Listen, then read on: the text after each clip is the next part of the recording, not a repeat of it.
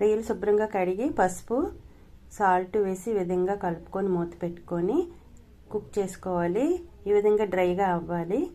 కళాయిలోని oil వేసి పచ్చిమిర్చి onions వేసి ఫ్రై చేసుకుందాం. కొంచెం కరివేపాకు కూడా వేసుకోవాలి. టమాటాలు 2 వేసుకొని దాంట్లో పసుపు కారం టేస్ట్కి తగ్గట్టుగా సాల్ట్ వేసుకొని మొత్తం మూత పెట్టుకొని ఈ విధంగా కుక్ చేసుకోవాలి. దీంట్లో అల్లం వెల్లుల్లి పేస్ట్ 1 స్పూన్ వేసుకొని కొంచెం ఈ విధంగా ఫ్రై చేయాలి. ఫ్రై చేసిన తర్వాత బీరకాయలు వేసి మొత్తం కలిపి మూత పెట్టుకొని ఒక 10 నిమిషాల పాటు కుక్ చేసుకుందాం.